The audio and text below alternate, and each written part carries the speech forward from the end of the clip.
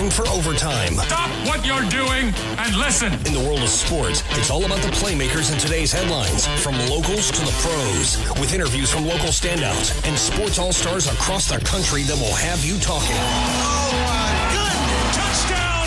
Hear from coaches to players, sports analysts, and broadcasters who are a part of the action every day. Overtime, now with Bert Rameen on ESPN 102.3 AM 1000 KSOO, Sioux Falls sports leader.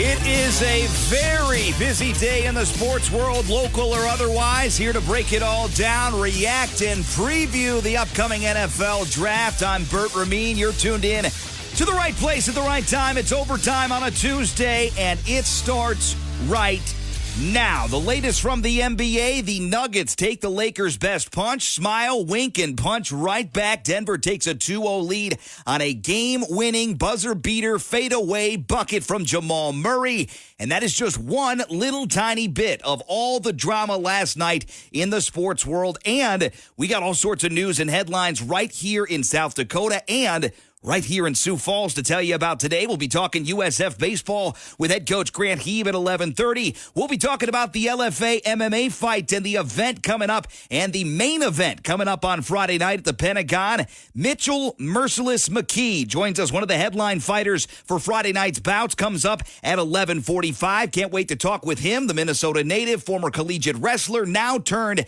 LFA MMA fighter. We'll get his keys to another win and a continued undefeated start in his pro career, entering the fight on Friday night at 5-0. One of the headliners on that main event for Friday night's event, and your opportunity to win some tickets is still here. I've got 8 tickets left. And what I want to do is at the end of hour number 1, I'll call out for callers that can make it out to the Pentagon on Friday. You can score a 4-pack. You can score a 2-pack. Only use what you need because you want to help out your neighbor. We want to support the Pentagon and LFA MMA 182 as it rolls in to the Sioux Empire. That giveaway coming up at the end of hour number 1 after our chat with LFA MMA's Mitchell Merciless McKee. Hour number 2, headlines and highlights, NFL latest draft previews today.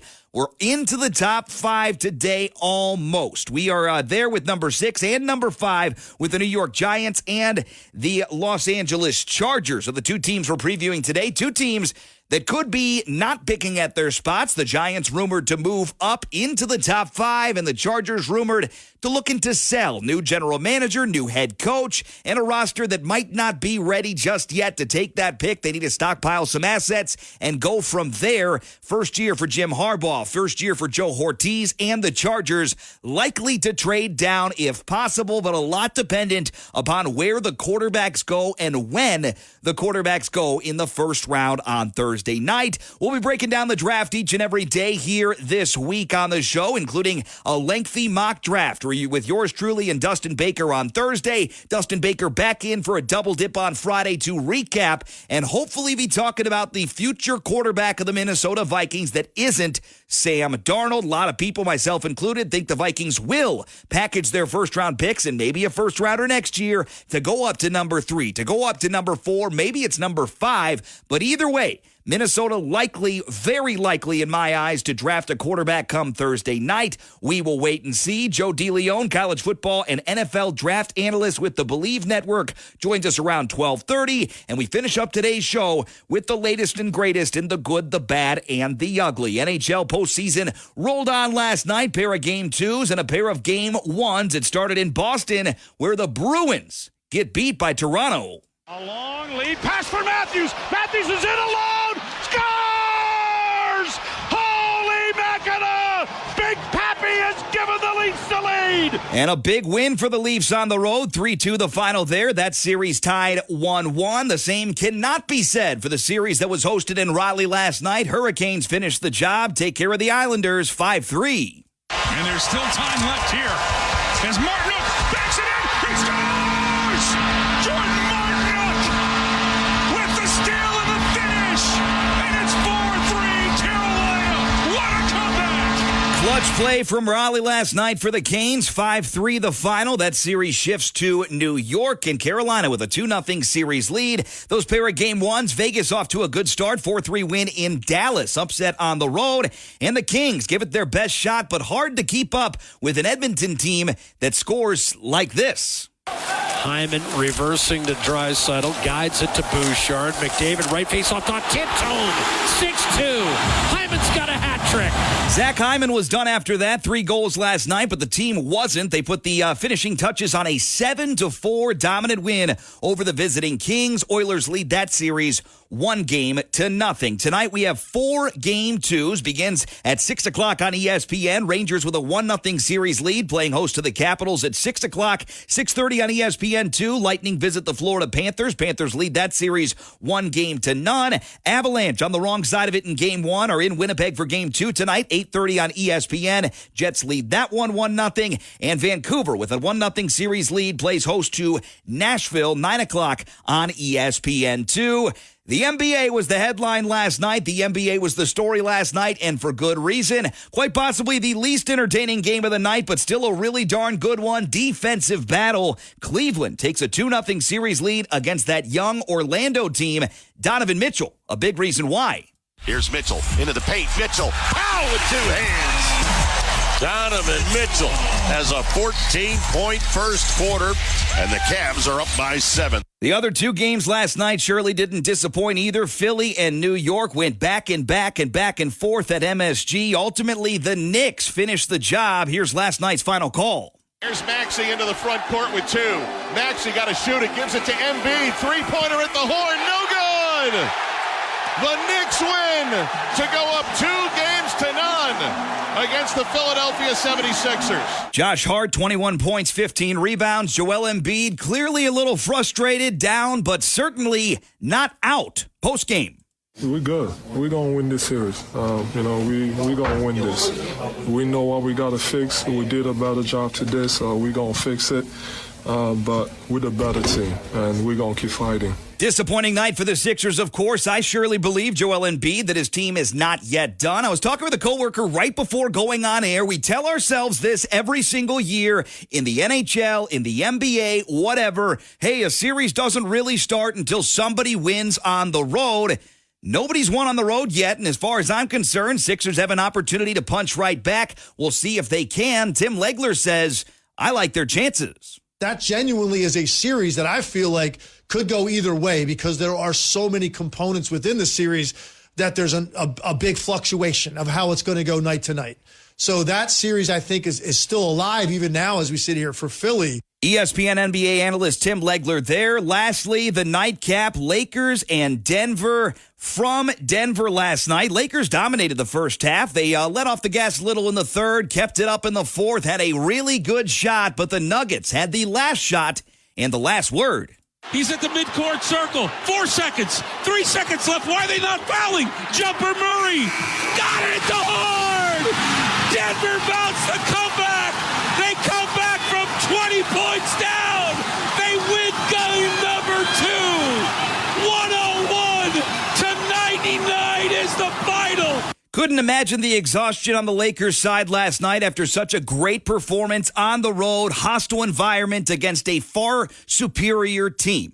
You deliver your best punch on the road. We'll see what the Lakers have left in the tank, but certainly got to be frustrating when you punch somebody in the mouth. You think it's a really hard one that's going to land them on their back, and they just turn around, wink, and smile at you. And that's what we saw last night from the Denver Nuggets. This team just really damn good, and the Nuggets keep on winning. Jamal Murray, here's his take on his winning shot of the game. I think I had Yoke was kind of looming, waiting for me to make a decision, and then I just, faked like I was going to shoot a 3 or do a step back or something, and then AD kind of pressed up a little bit. I just got to my spot, beat him to the spot, and I was able to elevate and make it. Absolutely beat him to the shot, and again, beat him to the spot. Step back jumper for Jamal Murray, a thing of beauty, and the Lakers crushed post-game, and Darvin Ham saying the Nuggets are a tough team. That's a tough team. Like, you got to come with it. You can't take any possession off. Ball gets knocked around, falls into Michael Porter Jr.'s hands. He hits a big 3 for them. So we got to be on deck at all times versus this ball club. Really inspiring performance last night for the Lakers, but simply not enough. Chris Canty on Unsportsmanlike saying the Lakers are done. The Lakers are not winning 4 of the next 5 games. It's over. It's over. It's over. That was their last stand. That was the last gasp. It is over.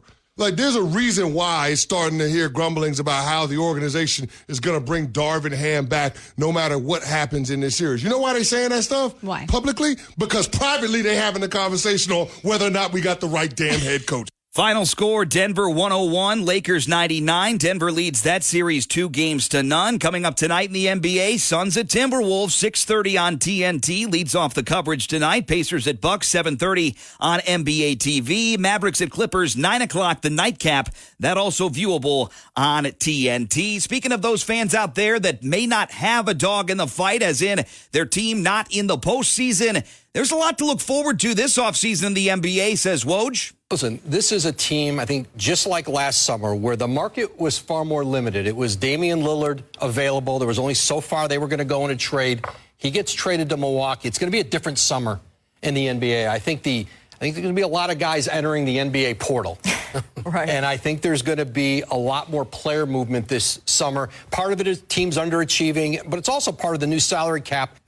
Payrolls have to change. We thought we had a busy offseason a year ago. Woj predicting more of the same this coming offseason in the NBA. Again, tonight's schedule, Suns at T-Wolves, 6:30 TNT. Pacers at Bucks, 7:30 NBA TV. Mavericks at Clippers, 9 o'clock on TNT. Major League Baseball check-in now. Pirates over the Brewers yesterday 4-2. Milwaukee slips down to 14-7. Detroit wins in Tampa 7-1. New record for the Tigers, 13-10. And finally, the Twins break through with some runs. 7-0 the final against visiting Chicago. Here's how the last one sounded yesterday.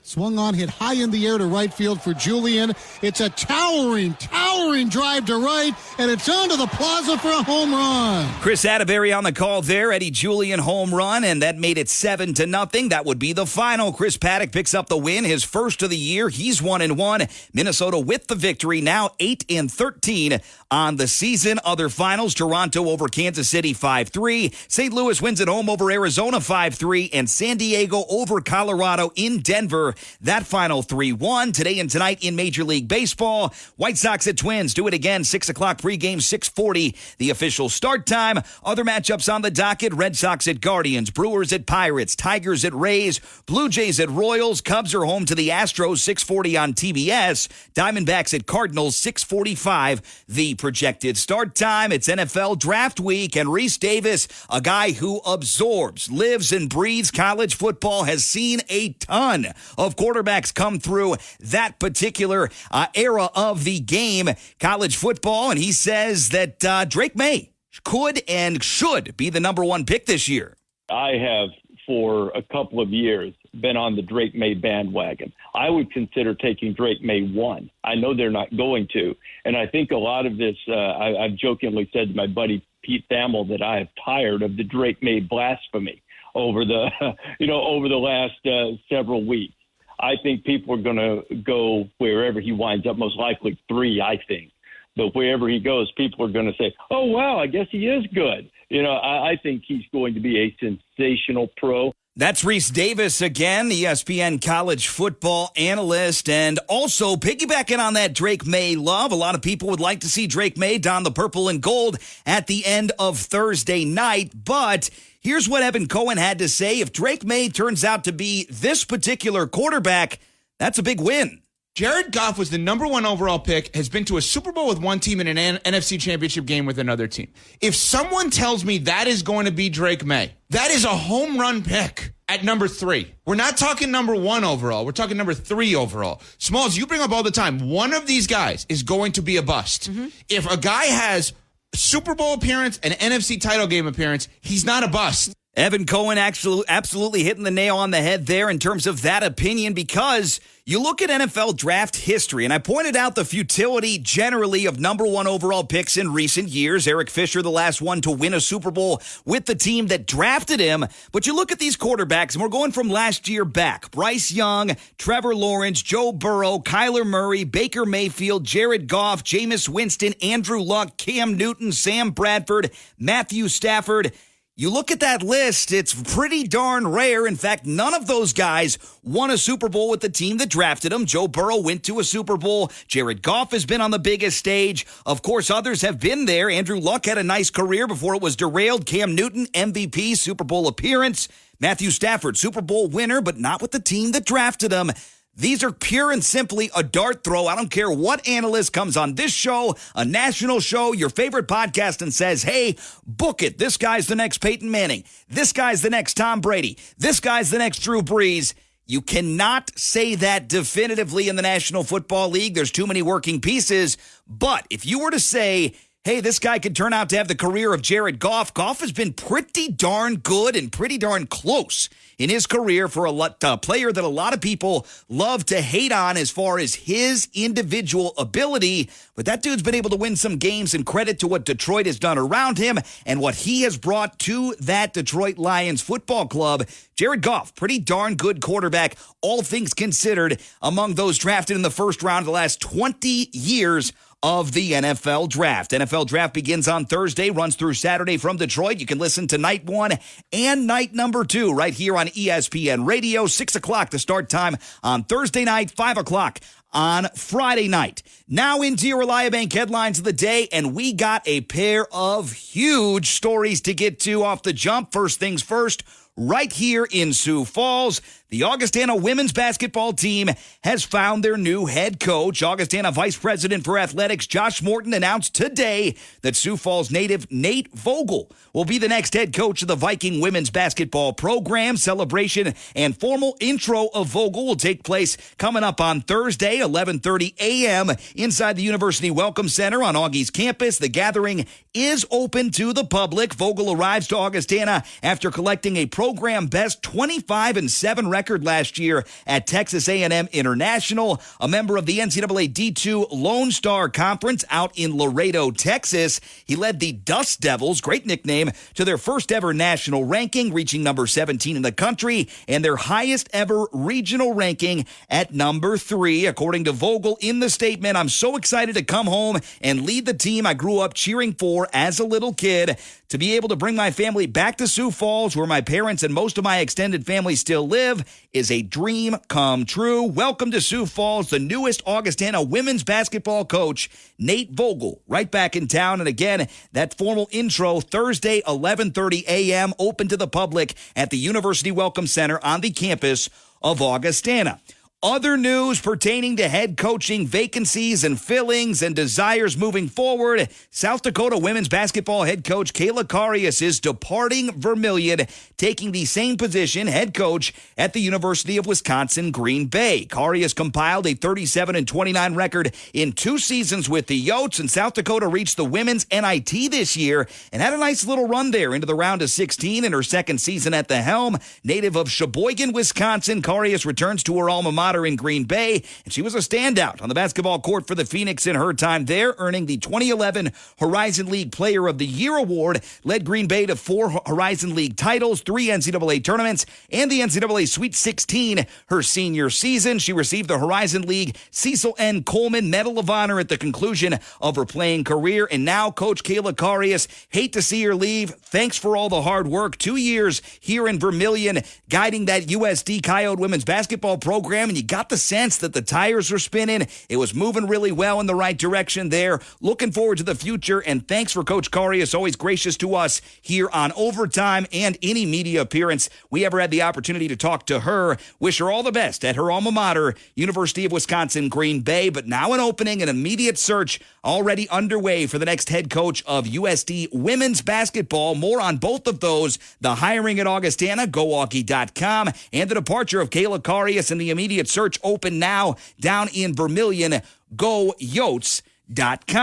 South Dakota State's baseball game slated for tomorrow afternoon against Dakota Wesleyan has been canceled to allow the Tigers to play makeup games within their conference schedule. Similar on the other side, South Dakota State's softball upcoming 3-game non-conference road trip has been cut down to 1. The Jackrabbits were scheduled to begin the road swing with a doubleheader at Wisconsin this afternoon. 2-game set has been canceled due to anticipated weather in the area. SDSU is still slated to play a single game on Wednesday at Minnesota. Jackrabbits and Gophers Gophers expected to square off at Minnesota's Jane Sage Cowles Stadium with the first pitch at 5 p.m. Jackrabbit softball will follow that by returning home for their final regular season home series. SDSU hosts St. Thomas at Jackrabbit Softball Stadium from April 27th to the 28th. Now, lastly, let's close it out and close out your Reliabank headlines of the day with this. The reigning NSIC champion Augustana football program recently wrapped up their spring game on Saturday as part of the festivities at the game. Three-time NSIC Coach of the Year Jerry Olszewski announced the 5 players voted as team captains for the upcoming season.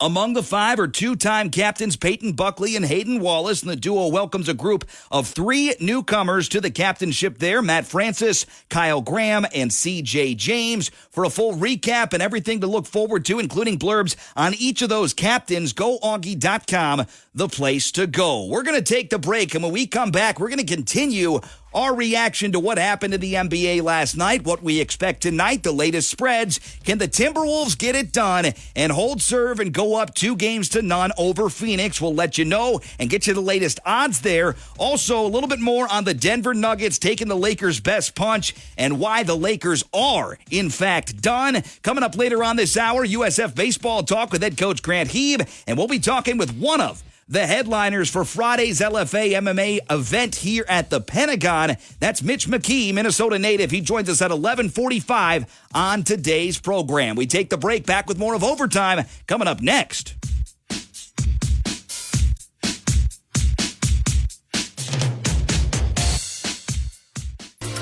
The best sporting matchups and coverage. We are ESPN 102.3 and AM 1000 KSOO, Sioux Falls sports leader.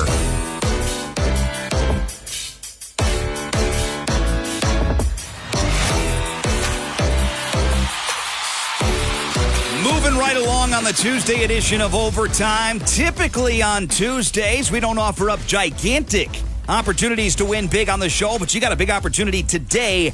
LFA MMA ticket giveaway at the end of this hour. Stay tuned for that following our conversation with one of the headliners and one of the 2 fighters in that headlining main event fight coming up on Friday night. Mitch "Merciless" McKee joins us around 11:45, about 20 minutes from now on the Tuesday edition of Overtime. We'll get to LFA MMA in a moment, but it's time now to continue talking about the NBA postseason. Jamal Murray reportedly didn't even see the biggest basket of his career, at least not live. He didn't. Murray swished a step-back 15-footer over AD at the buzzer last night, giving the Nuggets a stunning come-from-behind win. They trailed by 20 points in the second half. Final score 101-99. Murray took a tumble into the Nuggets bench along with Anthony Davis just as his shot fluttered the net, and the roar from the crowd shook Ball Arena to its core. I just lost my balance and fell. I think AD was in my way or somebody was in my way, and I just heard everyone scream, and that's how I knew it went in. More importantly, Denver got delivered a 2-0 lead in the Western Conference Series that shifts to Los Angeles for Game 3 on Thursday night. Lakers are a 1-point favorite in that game at present, according to DraftKings, but I do believe at most this series will go to 5 games. The Lakers, pretty darn good basketball team, especially when they're on, but still, we saw it last night. The Lakers played just about their best game that they could, particularly in the first 3 quarters, and it still wasn't good enough on the road against the Denver Nuggets, who were noticeably a little off their game, especially early on. Big halftime deficit. Denver comes back and plays their biggest when they need to. Really darn good club right now for Denver. They lead at 2-0 in the Western Conference playoffs there. And again, that latest spread as far as the overall series goes, Denver now an minus 1100 favorite to win the series. Lakers plus 700 according to DraftKings Sportsbook. One team that I'm not down and out on is the Philadelphia 76ers. 1, because I picked them, and 2, because I frankly believe that they're still a really darn good team. After the Sixers let a precious road playoff victory slip through their fingers in the most dramatic fashions last night in Game 2. Final score there, 104-101. Sixers superstar Joel Embiid declared Philadelphia will go on to win the series. We're good. We're going to win this series. We're going to win this. We know what we have to fix. We did a better job today, so we are going to fix it. We're the better team.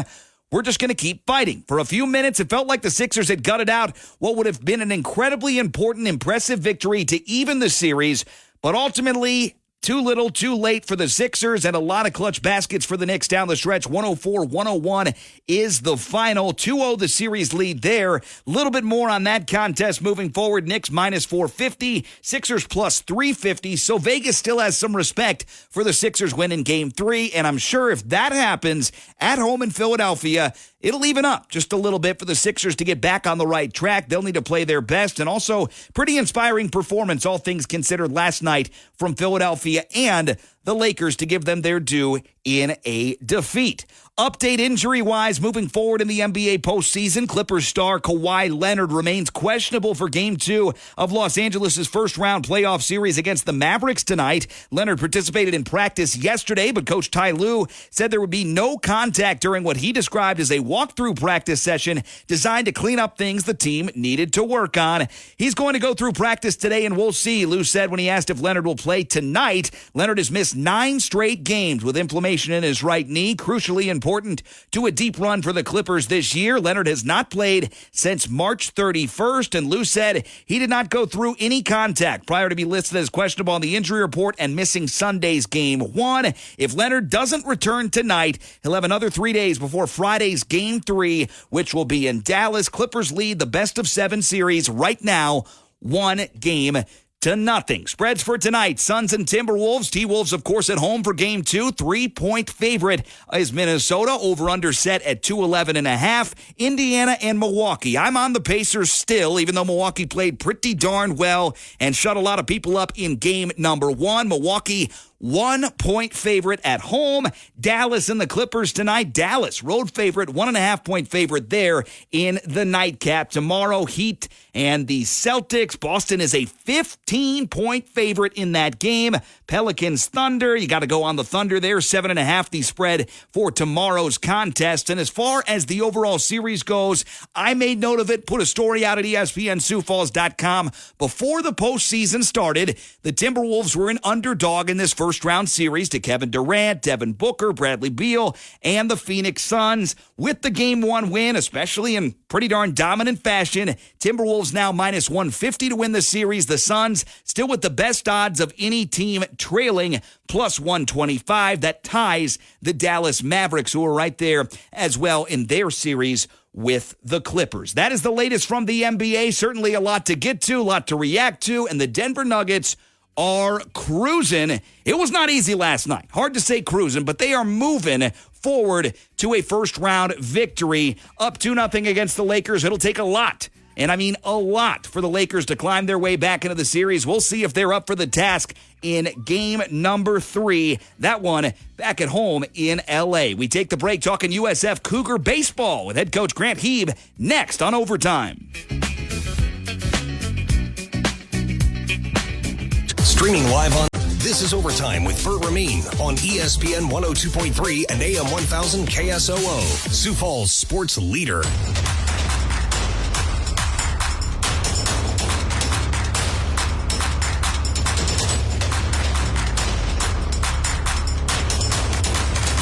Right back with you. It is the Tuesday edition of Overtime, talking USF Cougar baseball now as we head to the ESPN hotline and welcome in head coach Grant Hieb. Guided his team overall this season to a solid record thus far. Overall record 21-19, 14-16 within conference play. Coach, always great to check in with you. How you doing these days?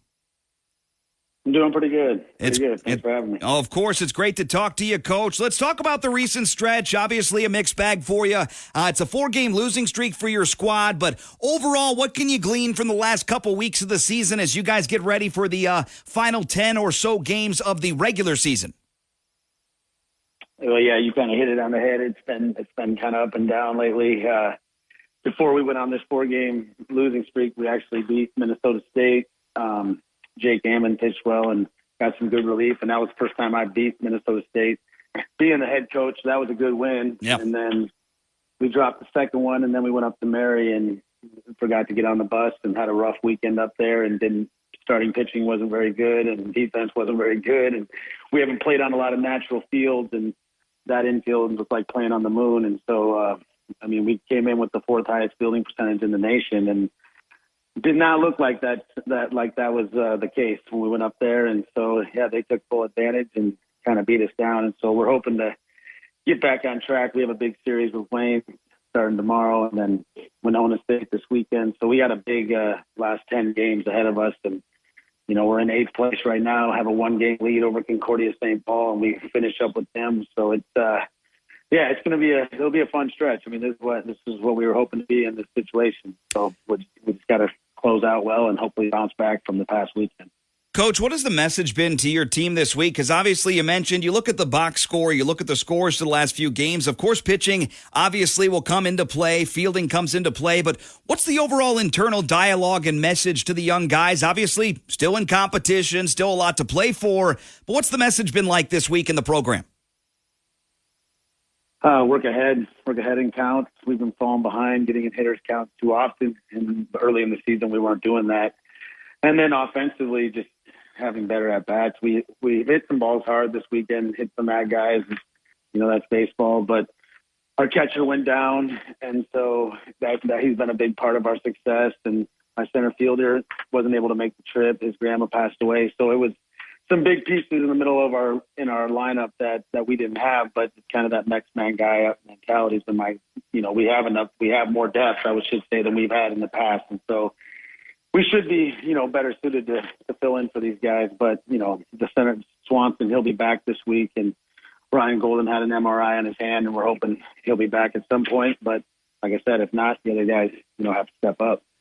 Coach, in your estimation, obviously you've been coaching at USF for a little while. By the way, all things USF Cougar baseball, usfcougars.com. Coach, in your estimation, though, this time of year, regardless of the record, regardless of the upward, downward trajectory of your team and the internal dialogue, what are a few keys at this stage of every season with 10 or so games to go in the regular season? What are a few keys for that needed growth down the stretch to end the season on a high note and propel yourself into the postseason? Well, you hit it. I mean, getting into the postseason is big. That's been our goal, getting back in there. We were in there 2 years in a row, had a rough year last year. And so it's kind of just basically who shows up in this league. I mean, Augustana's kind of separated themselves from the rest of the league. And besides that, it's wide open. If you show up, you can beat anybody. And if you don't, you're going to get beat. And so it's just kind of getting these guys to, just stay healthy, feel the best you can on game days, trying to keep them, because, it's a long trip when you got to go up to Bismarck, some guy, Duluth, wherever you travel, and there's a lot of travel in this league. So a lot of it's just trying to have these guys rested up, ready to play, and getting through to them that you can't take any days off in this league. If you do, you'll get beat, no matter who you're playing. So it's a matter of who, kind of some of it comes down to mental toughness and things like that. Doubleheader coming up tomorrow, 1:30 and 3:30 in the afternoon, playing at home to Wayne State. Saturday, you've got a doubleheader. That is part of the alumni games. And Sunday is senior day. Winona State in town Saturday and Sunday there. Let's talk seniors. Obviously, it's a big deal for any collegiate program to have strong leadership and a strong senior class. Safe to say, you've got a lot of them this year, 11 seniors for sure, maybe a few that might opt to make this their final year. We'll wait and see. But highlight some of those seniors and what it means to the program to have such a senior-laden class.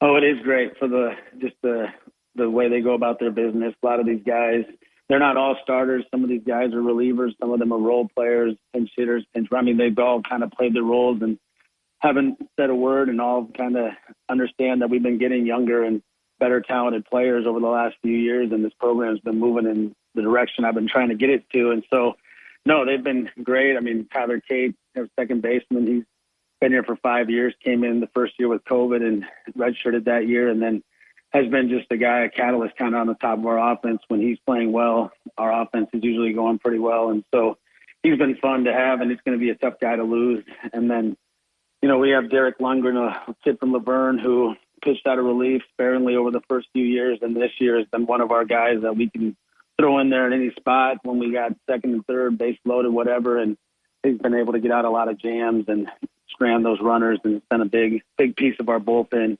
And then, like I said, I got a couple guys, Ben Surrey, also a Laverne guy that I'm trying to talk back into coming for one more year. He has another year of eligibility, and I'm I'm old and I'm still playing town team ball, and I'm trying to tell him, hey, you don't want to leave a year of eligibility on the table. You're going to regret that in 10 years.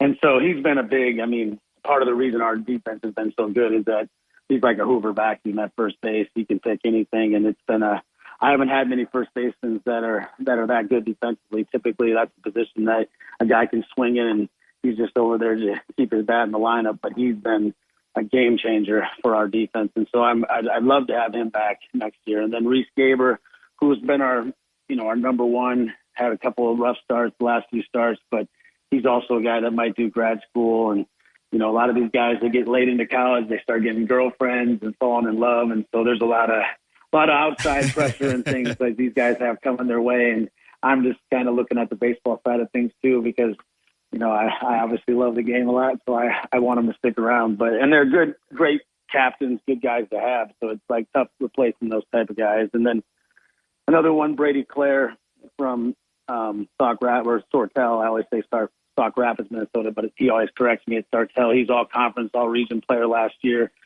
He's been a great guy. We brought him in from DCTC up in the city as a transfer out of community college, and he's been a stud. And just the way he goes about a business. So, yeah, there are definitely some big holes, that we're going to lose, but I am excited with these young guys and some of the things I've seen and some of the growth from these guys that I think we'll be trending in the right direction. Most of our pitching is coming back. Grayson Skinner is another senior who's a post-320 kid from Rapid who started at Miles City Community College and kind of was a utility guy and came in here, and he really locked in with Coach Hirschoff and got really a lot better on the mound, and then, hurt his elbow. And this year he's just starting to come back. He's thrown 3 innings, and last year he was the starter for us. So we're hoping he can help us down the stretch, but yeah, just how it is in pitching, that's why I tell my guy, you can never have enough pitching because it seems like there's always injuries and things going wrong. And just with all these kids trying to throw 90 plus, it just seems to be a typical thing more now these days. USF baseball, the topic of conversation right now. Head coach Grant Hieb on the ESPN hotline. Overall record 21-19, 14-16 within the conference. And coming up tomorrow, doubleheader to Wayne State at home. Over the weekend, the alumni game, pair of games coming up on Saturday, 1:30 and 3:30. Senior Day Sunday at noon against Winona State. Coach, before we let you go, give us some things to watch for tomorrow against Wayne State and over the weekend against Winona. Well, I'm happy to say we got the 82 Hall of Fame team getting introduced, or getting honored, I should say, at the Saturday alumni game. And that already kind of gave me nightmares of Dennis Simon hitting home runs off me in the town team when I was a young kid thinking I could throw gas by him. He just turned them around on me. But no, it should be a fun weekend, playing at home, having senior day. We're hoping we can finish strong, get in the tourney, and hold at least that 8th spot. So, yeah, I'm just hoping for some good weather and some good baseball these last couple weeks. Looking forward to it as well. It's been a blast to catch up with you all season long. Best of luck to your team down the stretch. Hopefully talking some postseason baseball with you before too long, Coach. Thanks as always for the time. Appreciate it. You have a good day. All right, you as well. USF baseball head coach Grant Hieb, our guest. More information, follow along, watch the games, usfcougars.com. Tough stretch lately, 4 straight losses. They've allowed double digits in those 4 games. Still a very respectable record and still in competition and contention for the postseason tournament. 21-19 the overall record for the USF Cougar baseball team. 14-16 in the conference. And again, upcoming schedule. Pair of games tomorrow, 1:30 and 3:30, home to Wayne State. Saturday, the alumni games, 1:30 and 3:30 to Winona. Sunday, Winona as well. Senior Day, those festivities get going a little bit earlier than the first pitch time of 12 o'clock noon. Special thanks as always to Grant Hieb, USF baseball head coach, for joining us. We take the break. We come back with LFA MMA fighter Mitch McKee, Minnesota native, fighting in one of the biggest, in fact, the biggest event, biggest fight coming up on Friday night for the LFA event here from the Sanford Pentagon. We take the break, come back with that and more when more of Overtime continues right here on ESPN Sioux Falls.